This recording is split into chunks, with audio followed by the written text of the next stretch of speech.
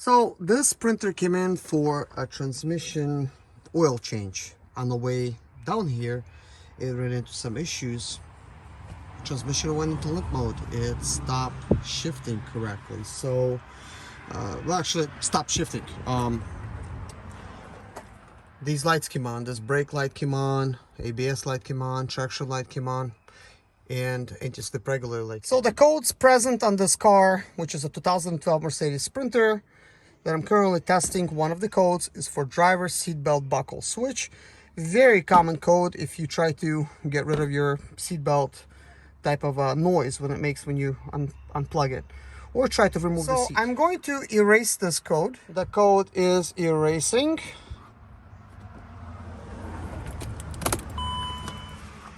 And now it's erased. So we have a little bit more codes right here. So we have left main beam open circuit in wiring, brake wear sensor open in wiring, connection to terminal 54 at base module short circuit to positive. So these codes are existent right now. They could be just noise. So we're just gonna go ahead and get rid of them. If they come back, that means the problems haven't been solved. So this van also has an issue. If you do not unplug the battery, it will get drained in approximately 2 days. Definitely will be completely dead in 3 days. So usually a dying battery means there's a drain on electricity somewhere. A lot of it has to do with an open circuit in wiring. So we have brake wear sensor, which has an open circuit, and we do have some of these other possibilities here. So I believe that if you solve maybe possibly one of them, that it's gonna stop draining the battery. Now, it might be different on every single vehicle. I'm kind of curious to find out what's on my 2010, because also it's draining the battery. So I'm gonna compare notes and hopefully find the issue. Normally it has to do with the Y cable, with the bad design, which I will explain a little bit later. We're going to go ahead and delete these codes because I've taken notes. And yes, we do want to delete fault memory. Switch off ignition, which we will do. Switch on ignition. And now it's done. 2 codes has gone away except one code, which is for brake wear sensor, which has an open circuit and wiring. And that is absolutely fine, because why would it go away? Once the brake wear sensor wears out, it contacts with metal and then it creates an open circuit. So therefore, that's just gonna need to be fixed at the time of a brake job.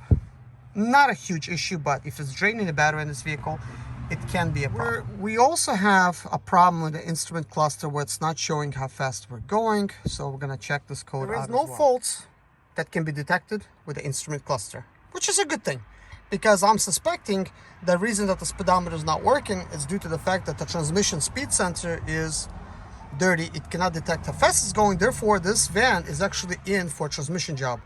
And I believe the speedometer has something to do. So under the instrument cluster stored codes, we have instrument cluster, under voltage shut off stored code, and we have an engine CAN bus no CAN message from control unit and 30-4 ESP control unit. So electronic stability program is what it looks like. So it's obviously a stored code. So we're gonna go ahead and delete these codes. So I went ahead and actually deleted the code and skipping you guys the headache of going through all the steps. The nice thing is everything that I check leaves the trail so that I don't have to check it twice. Here I found a little bit more codes. So we have the power supply in the system is too low stored, which is true. The battery is dying on this vehicle. And the limit value for electrical voltage has not been attained. So it's showing about 9 volts for the battery. So that is stored. This is a stored code. This is not a current code, which is correct. So we're actually going to go ahead and actually get rid of this. So under stored codes for electronic ignition switch, we have these codes. Under current codes, there was none. So we have emergency unlocking by control unit ESP was performed. Emergency unlocking, the signal transmitted by control ESP was received. And 73 EIS EZS control unit under voltage. So we're gonna go ahead and actually delete these. They have been deleted. We have stored codes for door module out of all things. So we have a code that is a driver door control unit under voltage shut off, and we have control unit emergency openings. So this is due to the battery dying, I believe, and this is why it's doing it. That's a possibility. Because the battery is dying on this fan. Codes have been deleted, and when I said this battery is dying, what I'm trying to say is there's some kind of short circuit somewhere in the system causing the battery to drain, even though it's a brand new battery with a full charge. It will kill it in a little bit more than 2 days. Checking the common rail, these are codes. This is what we have, no fault codes, but let's see if there's anything in stored codes. There is no place for stored codes, so therefore we're not gonna check that on this one. Okay, so we're going to go ahead and scan the electronic transmission control module and see what we're going to get. Let's see here. So we do have a place for stored codes, but let's see if there's any current codes. Yes, we do have a current code. This transmission was acting up on the way over here. So we have CAN bus, no or incorrect CAN message from control unit, and 30-4 ESP control. So there is that.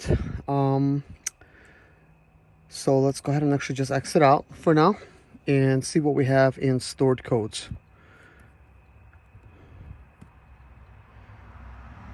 Stored, we have terminal 87, the voltage supplied is to low, which is obvious. And then we have no or incorrect CAN message from control unit. So we're gonna go ahead and actually delete this code. So this van has 670,000 miles, and the transmission's having some issues. And one of them can be because the transmission has really dirty speed sensors, and I think this possibly is why that we're seeing these codes. We're going to go ahead and scan electronic selector module, see what we get in that one. So we're gonna do current fault codes. No fault codes.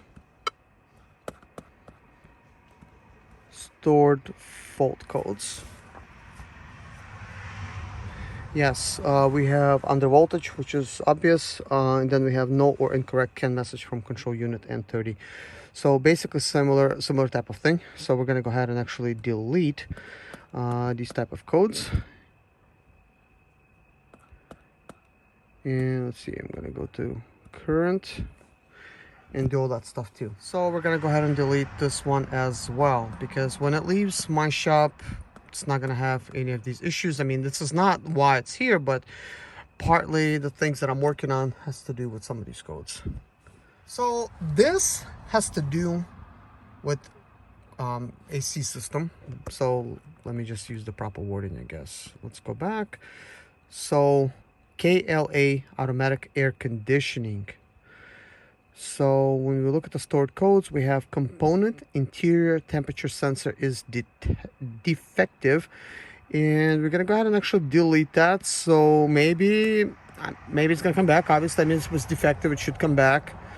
So this has to do something with interior temperature sensor. Now the reason that this might be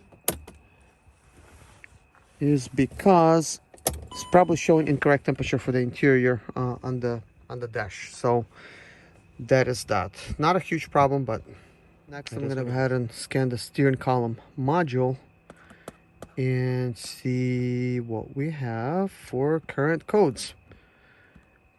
I mean, this van probably hasn't been scanned thoroughly like this in a very long time, so there's a good chance in 670,000 miles something went wrong. So here we do have something wrong. So we have an 80 SCM MRM control unit under voltage, which is kind of obvious. It's probably getting under voltage right now because the battery is possibly somewhat dying. It shouldn't be, because I had this battery disconnected, and this vehicle has a brand new Mercedes battery which was disconnected at the time where this vehicle came into my shop. So Let's go look at the heater booster. I'm just doing these things. I don't have to do these things. I'm actually just doing this for one of my customers. It's actually a friend of the family, so I wanna make sure he's happy.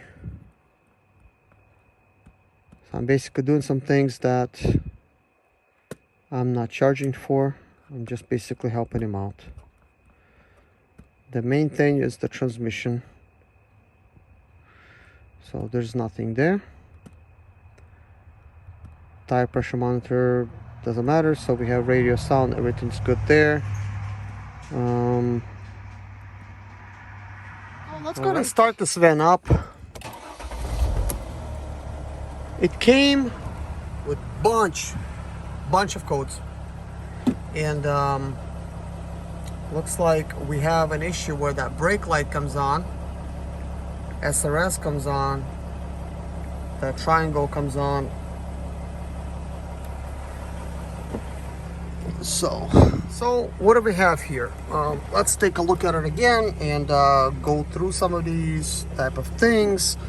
So at the very top right there, we have tire pressure monitor, we have ABS, we have traction control, we have anti-slip regulator type of light, doors open light, brake wear sensor light, parking brake applied light. So let's see, let's release the parking brake. We also have brake, which is on. SRS is on. I mean, could be because seat belt type of restraint is unplugged. So therefore that's on. That little triangle, usually it means attention, there's something wrong. That's what it means. And when the brake is on like this, that's usually a little bit more serious, because this can mean that you're low in brake fluid, and that's all. But it can also mean that there is a leak in the brake system, which causes your fluid to be low in the first place. So if you keep adding it, you're going to have low fluid, and eventually you're not going to be able to basically hit brakes. But it can also mean that the ABS module is no longer good. But this vehicle is not in for those things, but I will take a look at some of these things just to see what's going on. You know, is there anything wrong with it? So I will look into those things tomorrow and see if that fluid is low. For now, I'm going to try to do a little bit deeper scan and see what I could find out. I'm scanning the transmission, and this is what I'm getting. C121 CAN bus, null or incorrect CAN message from control unit N30-4. So I'm going to delete it, see if it actually comes back. I still believe it's because TCM might be wet, you know, with connectors and stuff that needs to be checked out. And as well as yeah, it looks like it just keeps coming back. So this is something current. And conductor plate is, I'm sure, very dirty as well. It is confirmed. The SRS code, which is 9013, it is for driver seatbelt buckle switch. So if we go back, you could see that SRS supplemental restraint system. It is unplugged. It is unplugged, so it doesn't make noise like beeping sounds if you unplug your seatbelt. Let's say when you're backing up to the dog doors and you have to unbuckle yourself. This is a delivery vehicle, so it's probably down for that reason.